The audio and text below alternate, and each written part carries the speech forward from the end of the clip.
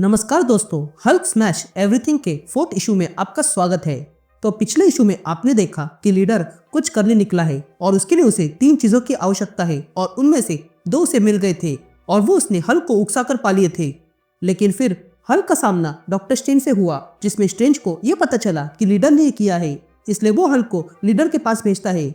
लेकिन लीडर बड़े ही चालाकी से हल्क को उस समय भेजता है जब अर्थ पर कॉमेट गिरने वाला था। लेकिन फिर हल्क वहां से भी बच निकलता है और सब कुछ बदलने लगता है, जिस कारण टाइमलाइन चेंज होने लगी थी। इसलिए लीडर हल्क को वहां से निकालता है और ब्लैक होल में फेंकता है। लेकिन हल्क वहां पर भी सरवाइव कर गया था और उस ब्लैक होल को फोड़कर फ्यूचर में कहीं आ गया था, जहां पर उसका सामना गैलेक्टस से हुआ था। लेकिन तभी फ्रैंकलिन रिचर्ड्स बीच में आकर हल्क को वापस अपने टाइमलाइन में भेजता है। तो अब आगे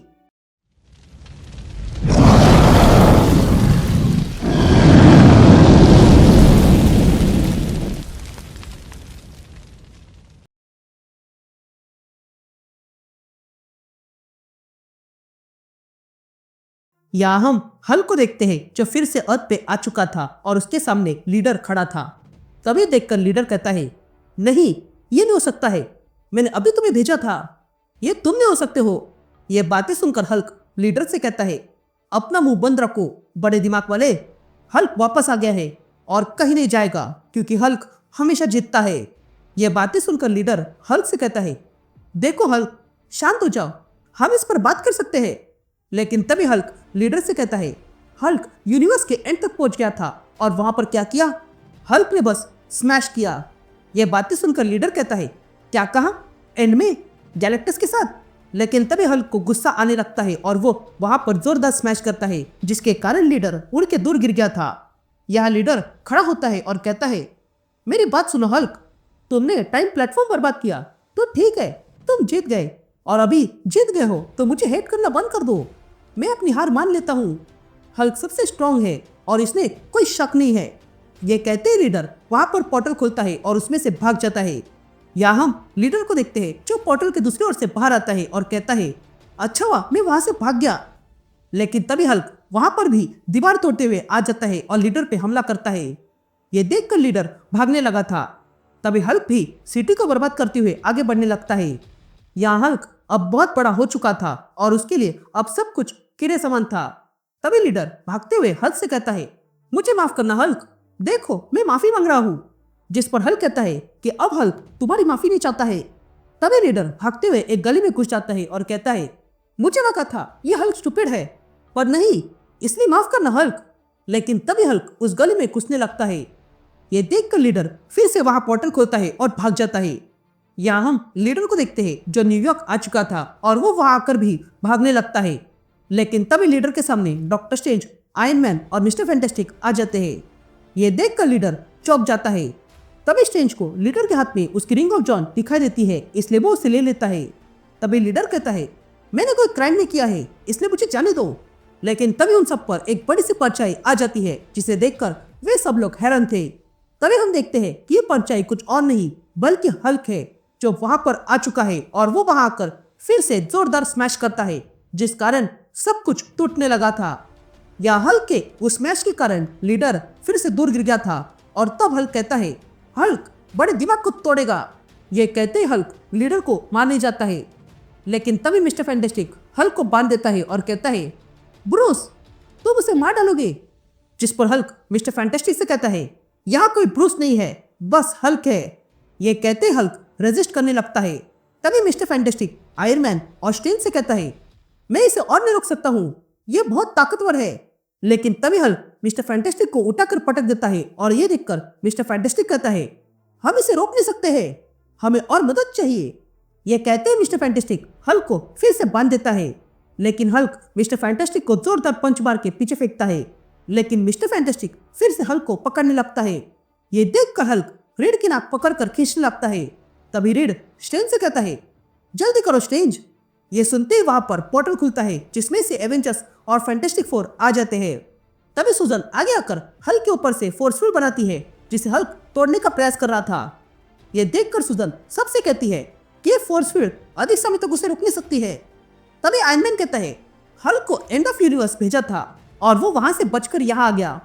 तभी ब्लैक पैंथर कहता है, यह अब तक का सबसे स्ट्रॉन्गेस्ट हल्क है जो हमने देखा है, तो हमें इसके बारे में सोचना होगा।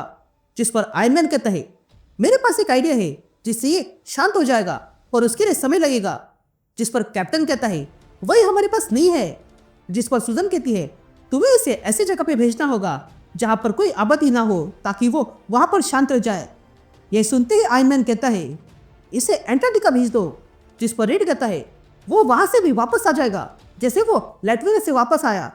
तब स्ट्रेंज कहता है, मैं इसे रोक सकता हूँ। तब स्ट्रेंज वांडा की ओर देखता है और कहता है, अगर मैं तुम्हारी मैजिक को अपनी मैजिक से जोड़ दूंगा तो हम एक पोर्टल खोल सकते हैं। ये कहते स्ट्रेंज और वांडा अपनी मैजिक का इस्तेमाल करने लगते हैं।